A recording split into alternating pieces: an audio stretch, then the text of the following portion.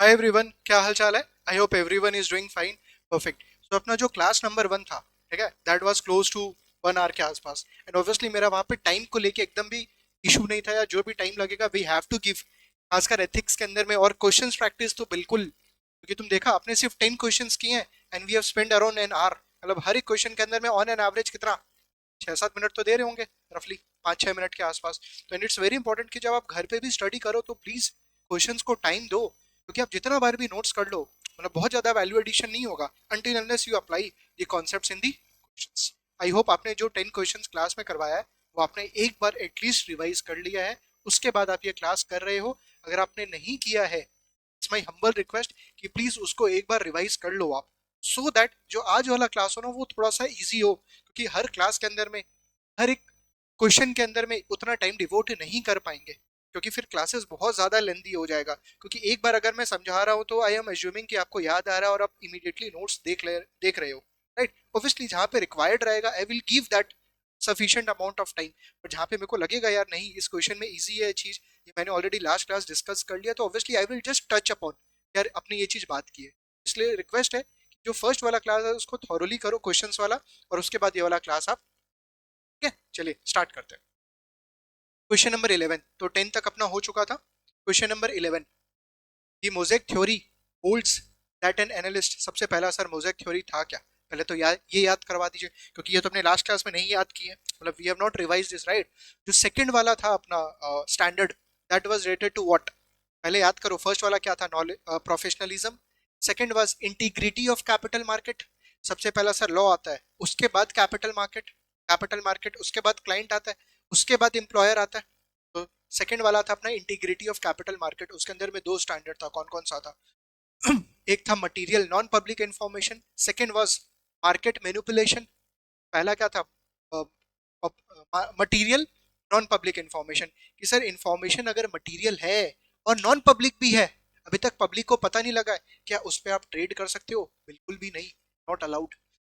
Mosaic theory क्या बोलता है कि सर अगर मान लो कोई इंफॉर्मेशन मटीरियल है एंड पब्लिक भी है, मटीरियल एंड पब्लिक भी है। For example annual report of a company, is it material? Yes. Is it public? Yes. अरे इन्फॉर्म जो एनुअल रिपोर्ट है वो तो कंपनी के वेबसाइट पे अवेलेबल है। तो सर अगर आप एनुअल रिपोर्ट को रिव्यू करते हो, मतलब मटीरियल पब्लिक इंफॉर्मेशन से डेटा गैदर करते हो, plus you combine the material public information with non material and non public information, non material and non public. Sir example दीजिए ना नॉन मटीरियल नॉन पब्लिक का।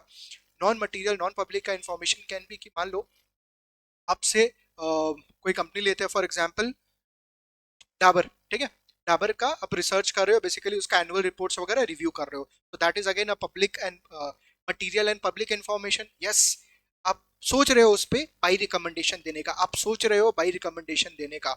Lunch हो गया, और lunch पे आप से बारबेक्यू नेशन गए, ठीक है, बारबेक्यू नेशन गए और वहां पे तुम देखा जो डाबर का सीएफओ एंड एचयूएल का सीएफओ आसपास बैठ के लंच कर रहा है एंड कोई चीज डिस्कस कर रहा है, कुछ डिस्कस कर रहा है। एंड वो जो डिस्कशन है वो आप ओवर हियर करते हो। ओवर हियर समझ रहा है, तुम पास कर रहा था, वो लोग लंच कर रहा था, तुम उसके पास जा रहा था, मतलब पास से क्रॉस कर रहा था, एंड उसका कोई बात सुन लिया, तुम कोई बात सुन लिया, maybe some mergers acquisition होने वाला है कंपनी का, डाबर और एचयूएल का मे बी मर्जर्स एक्विजिशन होने वाला है, ठीक है। अगर तुम ये सीएफओ, दोनों सीएफओ से सुनता है, तब तो ये सर क्रेडिबल सोर्स है, ये क्रेडिबल सोर्स है, तब तो सर ये जो क्रेडिबल सोर्स है इसके बेसिस पे अपने ट्रेड कर सकते हैं क्या? बिल्कुल भी नहीं, क्योंकि ऑल दो इट्स मटीरियल, मटीरियल भी है नॉन पब्लिक भी है, तो इस पे तो बिल्कुल भी ट्रेड नहीं कर सकते हो। बट वहां पे कोई सीएफओ नहीं, बट कोई दो चुंदू मुंदू बैठा है, चुंदू मुंदू इज फाइन। अरे कोई दो नॉर्मल आदमी बैठा है जो स्टॉक टिप्स वगैरह शेयर करता रहता है, आपस में डिस्कस करता रहता है।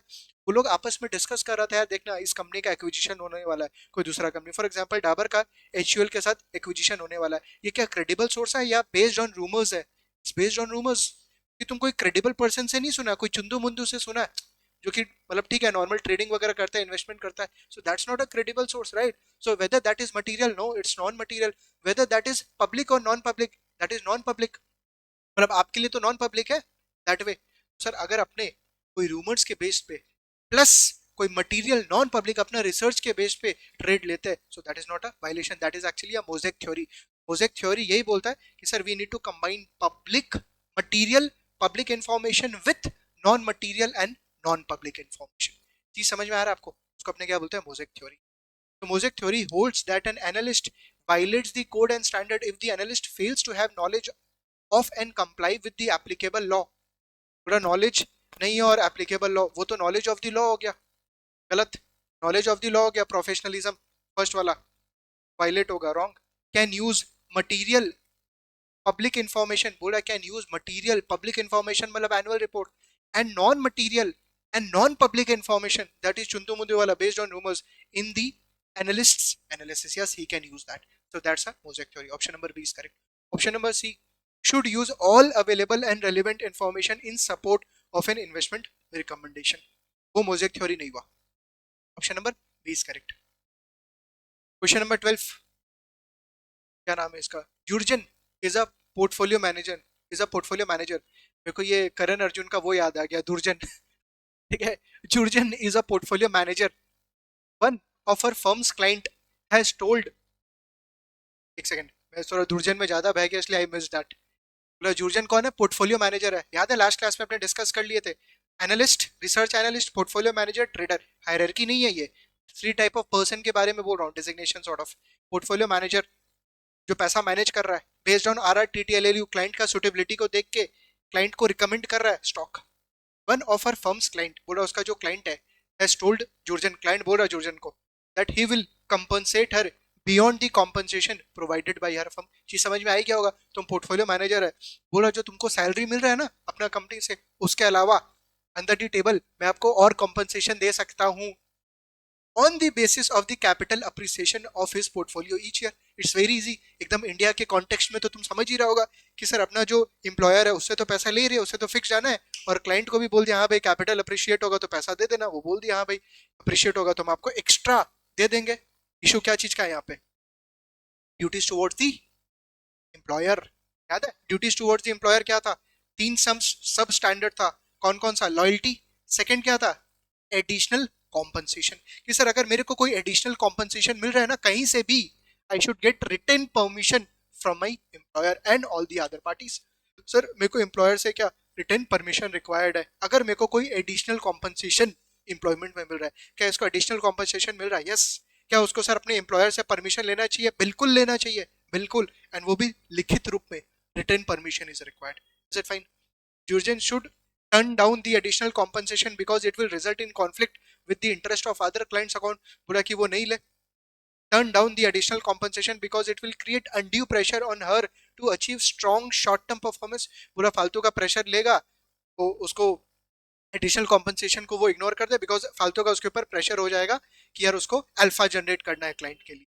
obtain permission from her employer prior to accepting the compensation arrangement, yes he should obtain what, permission from her employer, कब, प्रायर टू एक्सेप्टिंग, लेने के पहले, जो जो अरेंजमेंट में तुम जा रहे हैं क्लाइंट उसके पहले तुमको रिटर्न परमिशन चाहिए एम्प्लॉयर से, otherwise there will be a violation of standard, which one, additional compensation arrangement, मतलब ड्यूटीज टुवर्ड्स द क्लाइंट, मतलब 4B वाला, perfect, option number C is correct.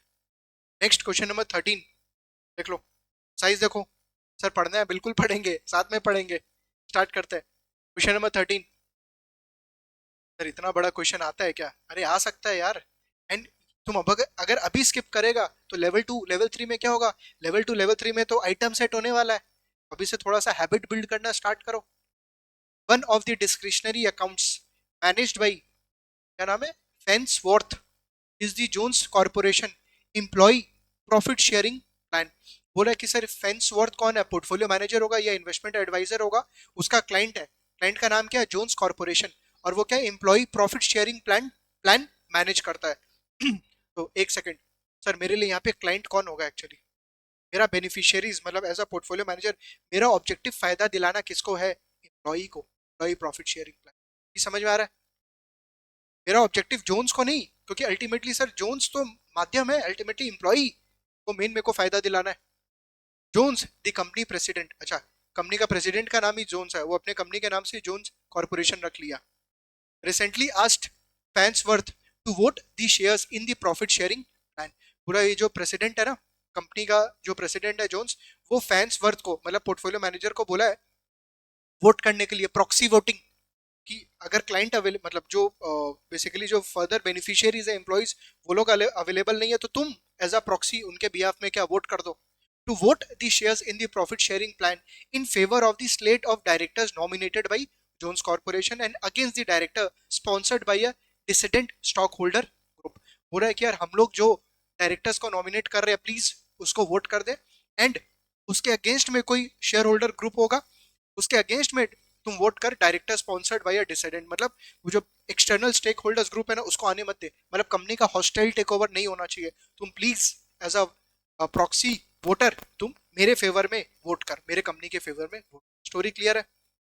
फैंसवर्थ does not want to lose this account बस आ गया लालच मन में बोल रहा है फैंसवर्थ को ये अकाउंट जो है जोन्स कॉर्पोरेशन उसको लूज नहीं करना था because he directs all the accounts trade to a brokerage firm that provides Farnsworth with useful information about tax free investment और उसको लूज नहीं करना था बिकॉज सर वो सारा का सारा उसका जो भी अकाउंट है ना जोन्स कॉर्पोरेशन नहीं बाकी जो भी अकाउंट है वो कोई ब्रोकरेज फर्म को देता है and उसके अगेंस्ट में ब्रोकरेज फर्म क्या देता है उसको यूजफुल इंफॉर्मेशन मतलब kind of soft dollar arrangement चीज समझ में आ रहा है जो भी ब्रोकर को दिया वो ब्रोकर क्या उसके अगेंस्ट में तुमको टैक्स फ्री इन्वेस्टमेंट का आइडिया वाइडिया देता है उसका इंफॉर्मेशन देता है ऑल्दो दिस इंफॉर्मेशन आराम से मैं आराम से अपने आप को बोल रहा हूँ आराम से although this information is not of value in managing the Jones corporation account बोला ये जो इन्फॉर्मेशन है जोन्स के लिए काम का नहीं है it does help in managing several other account बोला बाकी अकाउंट्स में मैनेज करने में हेल्प करता है The brokerage firm providing this information also offers the lowest commission for trades and provides best execution. Perfect. देखो कितना बढ़िया लाइन है पूरा जो ब्रोकरेज फर्म है ना वो जो इन्फॉर्मेशन प्रोवाइड करता है ऑल्सो कमीशन भी कम से कम चार्ज करता है बहुत बढ़िया but at the same time best execution best service provide करता है बहुत बढ़िया मतलब कोई प्रॉब्लम नहीं दिख रहा अभी तक मेरे को यहाँ पे कोई वायलेशन का स्मेल नहीं आ रहा है एक स्मेल क्या आया मेरे को यहाँ पे ये वाला does not want to lose his account तो हो सकता है वो इसको नॉमिनेट कर दे जोन्स कॉर्पोरेशन का डायरेक्टर्स को ठीक है तो वो अपने को देखना पड़ेगा बाकी अभी तक कोई प्रॉब्लम नहीं दिख रहा है फैंसवर्थ इन्वेस्टिगेट्स द डायरेक्टर इशू बोले जो डायरेक्टर का इशू था ना उसको इन्वेस्टिगेशन किया है वेरी गुड बहुत बढ़िया अरे इसको डायरेक्टली क्यों नॉमिनेट करें पहले देखे रीजनेबल बेसिस चेक करे कि नॉमिनेट करे कि नहीं करे चीज समझो इसका डिलीजेंस इन्वेस्टमेंट एनालिसिस पहले क्या करो आप चेक करो कि वो जो बोला वो सही है कि नहीं उसके बाद सोचेंगे तो Fensworth investigate the director issue concludes that the management nominated slate is better for the long run performance of the company than the dissident group slate and violate and votes accordingly. Perfect. पूरा वो क्या किया अपना research investigate करके ये finally खुद से conclude किया इंडिपेंडेंटली कि भाई जो एग्जिस्टिंग मैनेजमेंट है ना वो बेटर है for the long run performance of the has he violated anything no he has not violated sir कहाँ वायलेशन समझ में आया ये रहा पहला तो यहाँ पे फील हो रहा था कि भाई उसको नॉमिनेट करने के लिए वो बोल रहा है बट यहाँ पे वो एकदम क्लियर कर दिया कि हाँ भाई वो अपना खुद का इंडिपेंडेंटली इन्वेस्टिगेशन करने के बाद कॉल लिया है वेरी गुड और प्लस यहाँ पे वो जो ब्रोकर अकाउंट था वहां पे ये भी क्लियर कर दिया the brokerage firm providing this information offers the lowest commission and provides the best execution no conflict sir what about soft dollar arrangement अरे यहाँ पे क्लियर कर दिया ना उसका बेस्ट एग्जीक्यूशन प्रोवाइड कर रहा है कोई एक्स्ट्रा कमीशन थोड़ी दे रहा है कि भाई तुम मेरे को एक्स्ट्रा रिपोर्ट के लिए चल मैं क्लाइंट से तेरे को एक्स्ट्रा कमीशन दिलवाता हूँ मैं कहीं कुछ बोला नहीं है सब चीज Fansworth violated the standard in voting the shares in the manner requested by the Jones वो तो माना ही नहीं तो बोला भाई हम लोग इंडिपेंडेंटली पहले रिव्यू करेंगे हाँ तुम्हारे फेवर में किया वो जोन्स के फेवर में किया बट क्या बिना दिमाग लगाए या दिमाग लगा के रिसर्च करके इन्वेस्टिगेट करके it's fine but not in directing trades to the brokerage firm no he has not violated did not violate the standard in voting the shares in the manner requested by the Jones or in directing trades to the brokerage firm. Perfect. He has not violated any standard. Violated the standard in directing trades to the brokerage firm but not in voting the shares. No, he has not violated any of the standard. वो खुद से sir independently अपना research किया उसके बाद call लिया. Perfect. Option number B is correct. अच्छा question है ये वाला. Question number 13 is good. Next question number 14. Brown works. Brown अच्छा नाम है बंदे का नाम है ब्राउन ठीक है. Brown works for an investment counselling firm. Green a new client of the firm. पूरा इन्वेस्टमेंट काउंसलिंग फर्म के लिए ब्राउन काम करता है और क्लाइंट एक नया ग्रीन एक नया क्लाइंट मिला उसको a new client of the firm is meeting with the brown for the first time. चीज को समझो तुम कहीं पे काम कर रहा है तो तुमको एक नया क्लाइंट असाइन हुआ है और तुम फर्स्ट टाइम लिखा है, फर्स्ट टाइम मिलने जा रहा है। यार सर आप इतना बार फर्स्ट टाइम पे क्यों फोकस कर रहे हो? मेरे को दिमाग में आता है सूटेबिलिटी। सर जब भी तुम क्लाइंट से मिल रहा है उसको फटाक से तुरंत स्टॉक के बारे में नहीं बताना कभी भी, ये स्टॉक बाई कर, ये स्टॉक सेल कर। क्या सर क्लाइंट का RRTTLLU समझेंगे? सर क्लाइंट का सबसे पहला कॉन्स्टेंट समझेंगे, याद है? Tax constant, liquidity requirement, time horizon और इन्वेस्टमेंट होराइजन, यूनिकनेस, उसका रिस्क को समझेंगे। उसके बाद उसको स्टॉक का रिकमेंडेशन देंगे। ये समझ में आ रहा है? फर्स्ट टाइम सर क्लाइंट का जो कांस्टेंट सारा चीज, ability, willingness to bear risk, सारा चीज को क्या समझना, आईपीएस लिखना, उसके बाद अपने जो भी रिकमेंडेशन देने वाला है। उछलना नहीं है कि भाई क्लाइंट आ रहा है तो उसको रिकमेंडेशन दे दो कोई भी, गलत। For the first time green used another counselling firm for financial advice for years. पूरा अभी तक ग्रीन जो है काफी सालों तक कोई दूसरा काउंसलिंग फर्म यूज कर रहा था, but she has switched her account to Brown firm. और अब क्या ब्राउन के पास स्विच किया। After spending a few minutes getting acquainted, after spending a few minutes, थोड़ा सा टाइम गुजारा है। सर कितना, 10 minute, 15 minute, 20 minute? Few minutes का मतलब क्या हुआ? That is subjective, that is subjective. कोई ऐसा फालतू बात नहीं करे। सर ये तो फ्यू मिनट्स लिखा है, तो 5 मिनट भी हो सकता है, 50 मिनट भी हो सकता है। बोला few minutes getting acquainted, Brown explains to Green that she has discovered a highly undervalued stock that offers large potential gain. फंस गया ब्राउन, अपना क्लाइंट को चमकाने में या उसको लेने में फंस गया। क्यों? बोला कि थोड़ा सा टाइम उसके साथ क्या बिता लिया, ब्राउन तुरंत उसको बता दिया यार एक ना हाईली अंडर वैल्यूड स्टॉक है जो क्या पोटेंशियल गेन दे सकता है। ना गलत किया ये। अरे क्लाइंट का RRTTLLU तुम कहाँ समझा? अभी तक कुछ बोला यार? क्लाइंट के साथ सफिशिएंट अमाउंट ऑफ टाइम दिया, क्लाइंट का इन्वेस्टिगेशन, इन्वेस्टिगेशन बोल रहा हूँ, इन्वेस्टमेंट ऑब्जेक्टिव, इन्वेस्टमेंट कंस्ट्रेंट समझा। कुछ भी नहीं लिखा, अभी तक नहीं लिखा, आगे पढ़ेंगे, डोंट वरी। अभी तक बिना पढ़े वो डायरेक्टली क्या क्लाइंट को बोला, has discovered a highly undervalued stock. ये तो उसको क्या बोलते हैं ना, फंसाने में लग गया, उसको इंप्रेस करने में लग गया। यहाँ पे शी वर्ड यूज किया था ना कहीं पे। ग्रीन शी है और ब्राउन में भी ही होगा, ठीक है? मतलब तुम स्टोरी इमेजिन करो, ये सब चीज एकदम इजी हो जाता, थोड़ा इंटरेस्टिंग भी हो जाएगा question. She recommends that green purchase, she recommends that green purchase the stock. फंस गया, पूरा रिकमेंड कर दिया भाई ग्रीन, भाई नहीं बहन, ग्रीन परचेस कर लो स्टॉक। अरे क्या कर रहा है यार तुम? इंप्रेस करने के चक्कर में उसको बोल दिया परचेस कर लो। फ्यू मिनट्स, फ्यू मिनट्स बिताया। अरे तुम क्लाइंट का सारा चीज समझा कहाँ, और उसको तुम डायरेक्टली क्या रिकमेंड कर दिया। What about diligence and reasonable basis? Client का सुटेबिलिटी समझा? क्लाइंट का सुटेबिलिटी समझा नहीं? सुटेबिलिटी में याद है ना RRTTLLU, कहाँ समझा तुम? और उसके बिना तुम रिकमेंड कर दिया, that is wrong. Duties towards the client, क्या क्या चीज अपने डिस्कस किए थे? सबसे पहला loyalty, prudence and care. Second क्या था? Fair dealing. Third was suitability. Suitability के अंदर में बात करते हैं जो पोर्टफोलियो मैनेजर है, जो इन्वेस्टमेंट एनालिस्ट है, उसको सर क्या करना चाहिए? क्लाइंट का RRTTLLU को समझने के बाद रिकमेंडेशन देना चाहिए। जी समझ में आ रहा है? She recommends that Green purchase the stock. Brown has committed a violation of the standard. Yes. What should she have done differently? अरे क्लाइंट का ऑब्जेक्टिव्स कंस्ट्रेंट समझो बस। Brown should have determined Green's needs, objectives, and tolerance for risk before making a recommendation of any type of security. Perfect. Option number A is correct. उसको उसका need, उसका उसका objective, उसका tolerance, risk tolerance वगैरह समझना चाहिए, उसके बाद रिकमेंडेशन देना चाहिए। Yes, option number 1 correct. Option number B, Brown should have thoroughly explained the characteristics of the company to the Green, including the characteristics of the industry in which the company operates. Not required. इतना आपको गाथा सुनाने का जरूरत नहीं है कि यार कंपनी का पूरा कैरेक्टरिस्टिक बताएंगे इंडस्ट्री के बारे में। अरे तो तुम्हारा रिस्पॉन्सिबिलिटी है, क्लाइंट क्या करेगा ये सब सारा चीज जान के? समझ में आ रहा है? Wrong. Option number C, Brown should have explain her qualification including her education. Her word use किया है, मतलब ब्राउन भी लेडी है, ठीक है? तो ठीक है, कोई बात नहीं। ब्राउन शुड हैव एक्सप्लेन बोला मेरा क्वालिफिकेशन सुनो, इंक्लूडिंग हर एजुकेशन सुनो, कहाँ से पास आउट हुए, training and experience and the meaning of the CFA designation. देखो हम CFA डेजिग्नेशन वगैरह के बारे में बता रहे हैं, अरे उसको क्या मतलब है ये सब चीज का? नॉट रिक्वायर्ड, फालतू ऑप्शन है। ऑप्शन नंबर सी तो एकदम आउटराइटली रॉन्ग है। Option number A is correct. Next, question number 15। Grey recommends the purchase of a mutual fund that invest सोलेली in the long term US treasury. ये जो grey है वो क्या करता है? रिकमेंड करता है म्यूचुअल फंड परचेज करने के लिए जो सिर्फ long term US treasury bond में इन्वेस्ट करता है, US treasury bond. He makes the following statement to his client. क्या क्लाइंट को स्टेटमेंट दे रहा है? सुनो। The payment of the bonds is guaranteed by the US government. Fine. Therefore, the default risk of the bond is virtually zero. सही बात है। बोला जो पेमेंट है ना बॉन्ड का, वो US गवर्नमेंट उसको गारंटी देता है एंड वर्चुअली डिफॉल्ट रिस्क नहीं है। वर्चुअली क्यों? क्योंकि सर ऐसा तो नहीं है कि गवर्नमेंट डिफॉल्ट नहीं कर सकता या किया नहीं है, समझो सर, इसलिए बोल रहा वर्चुअली लगता है कि सर डिफॉल्ट नहीं करेगा, तो सही है यहाँ तक तो।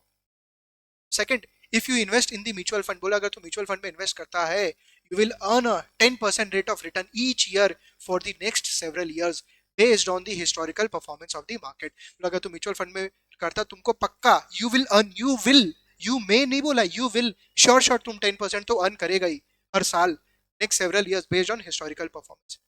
फालतू बात है क्या? अपने ऐसे एडवर्टाइज कर सकते हैं क्या? एकदम भी नहीं, एकदम भी नहीं।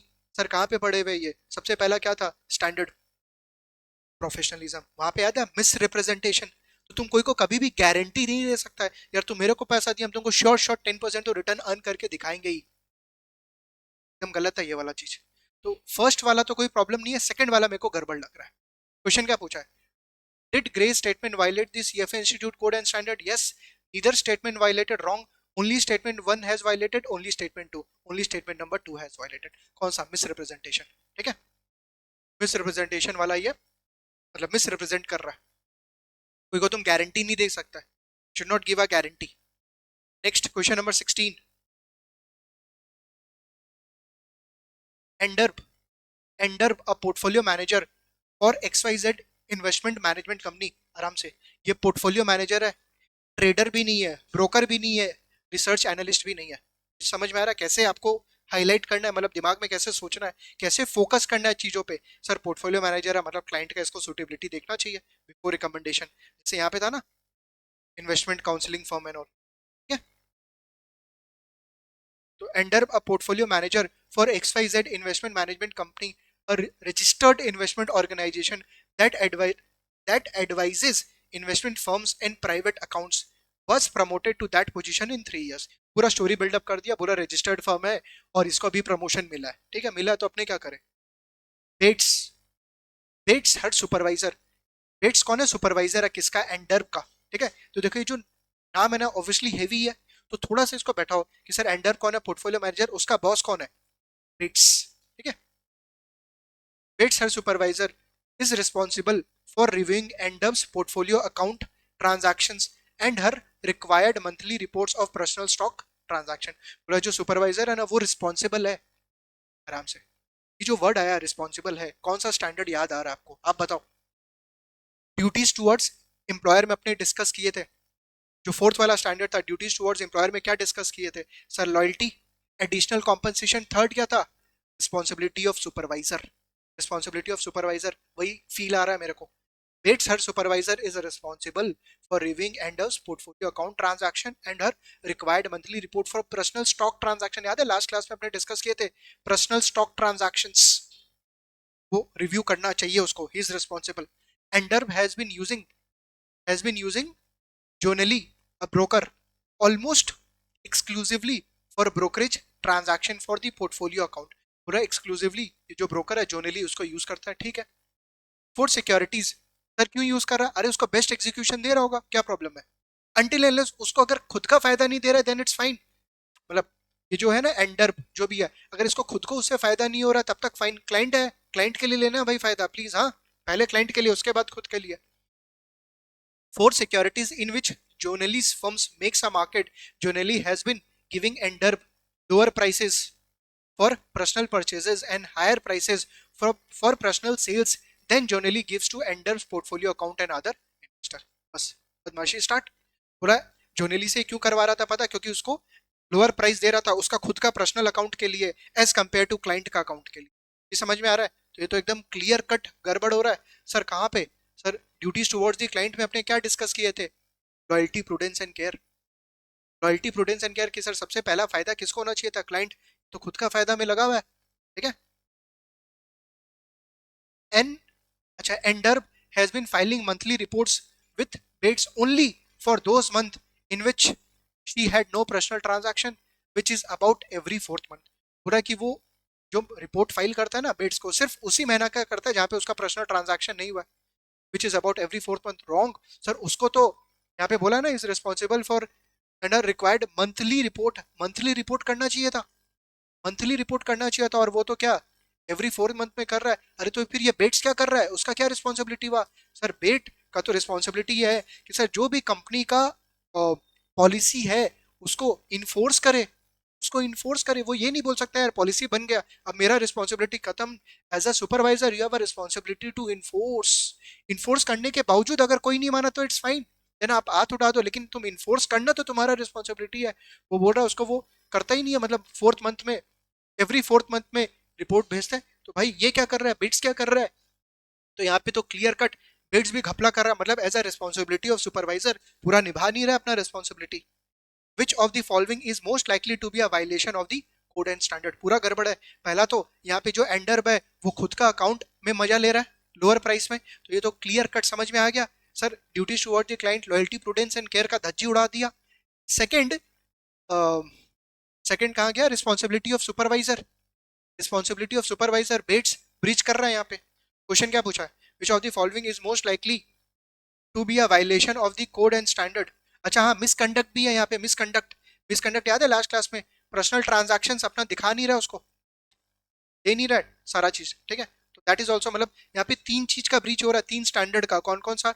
एक सर सबसे पहला मिसकॉन्डक्ट, अपना पर्सनल ट्रांजैक्शन उसको टाइमली दे नहीं रहा है, जबकि कंपनी का पॉलिसी है देना चाहिए। सेकंड, खुद के अकाउंट में पहले ट्रांजैक्शन मार रहा है लोअर प्राइस पे एज कंपेयर टू क्लाइंट। तो sir duties towards the client, loyalty, prudence and care कहाँ गया तुम्हारा? थर्ड, रेट, जो रेट है ना उसका सुपरवाइजर बेट्स, वो अपना रिस्पॉन्सिबिलिटी नहीं निभा रहा है। तो सर एंडर 2 चीज का वायलेट कर रहा है और बेट्स 1 चीज का, रिस्पॉन्सिबिलिटी ऑफ सुपरवाइजर। ये समझ में आया? तो Ender fail to disclose, sorry, which of the following is most likely to be a violation? तो क्या वायलेशन है? Ender fail to disclose to her employer her personal transaction, Ender own the same securities as those of our clients. वो securities तो own कर ही सकता है, जो क्लाइंट ओन कर रहा है वो तुम भी तो कर सकता है, लेकिन पहले क्लाइंट को दिलाओ फिर खुद, ठीक है। Betts allowed Ender to use Jonelli as her broker for personal trade, कोई प्रॉब्लम नहीं है। बोला बेट अलाउ कर दिया एंडर को, यार जो तुम पर्सनल ट्रेड ले रहे, जो जोनेली है ना, तुम उसे पर्सनल ट्रेड ले ले, ठीक है, क्या प्रॉब्लम है? अरे जब तक जोनेली उसको फेवर नहीं कर रहा एंडर को, तो ले ही सकता है। तो option number B, option number C is not a violation, option number A is a violation. Ender fail to disclose to her employer of her personal transaction, this is a violation. Is it fine? Option number A is correct. क्या ये हो रहा है बार बार? Okay, next, question number 17, अच्छा question है ये भी। Question number 16 you should mark, question number 13, question number 16, अच्छा क्वेश्चन है। Question number 17, which of the following is a correct statement of a member or candidate's duty under the code and standard? पूरा member और candidate का duty के लिए कौन सा correct statement है, देखते हैं। Option number A, in the absence of specific applicable law और other regulatory requirements the code and standard governs the member और कैंडिडेट एक्शन। पूरा अगर कोई लॉज रेगुलेशन नहीं है तो कोड एंड स्टैंडर्ड गवर्न करता है, एकदम सही बात है। अगर इंडिया का जो लॉ है वो कम, वो स्ट्रिक्ट, लेस स्ट्रिक्ट है, तो सर ऊपर में कौन आता है, कोड एंड स्टैंडर्ड। सर ये कहाँ से पूछा है ये लोग? फर्स्ट वाला professionalism, first 1A, knowledge of the law. Sir अगर आप मान लो यूएस में बेस्ड हो और इंडिया में आप बिजनेस करते हो, ठीक है, और इंडिया का अगर लॉ स्ट्रिक्ट है तो आपको तो इंडिया का लॉ फॉलो करना चाहिए। बट अगर वहाँ का लॉ थोड़ा सा हिला हुआ है, मतलब वीक है, ठीक है, सर आइडियली आपको फिर कोड एंड स्टैंडर्ड फॉलो करना चाहिए, ऑब्वियसली प्रोवाइडेड अगर इंडिया का जो लॉ है वो ये बोलता है कि आपको यूएस का फॉलो करना चाहिए और यूएस के अंदर में वीक है लॉ, तो सर अपने को कोड एंड स्टैंडर्ड फॉलो अच्छा, have to follow stricter of the law और the code and standard, simple सा चीज है। सर जो भी ज्यादा स्ट्रिक्ट होगा वो फॉलो कर। यहाँ पे बोला इन the absence of specific applicable law और अदर रेगुलेटरी रिक्वायरमेंट्स। तो एक बार ये क्या बार बार आप हो रहा है, हाँ, इन the absence of specific law और अदर रेगुलेटरी, आप ही कर ले भाई, तुम पहले नाच ले अपना।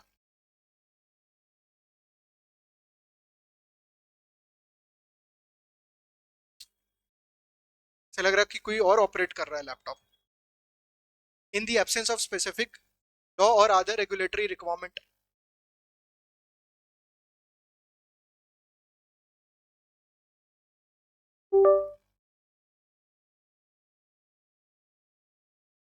पूरा in the absence of specific applicable law और other regulatory requirement the code and standard govern the member और कैंडिडेट एक्शन, यस, सही बात है।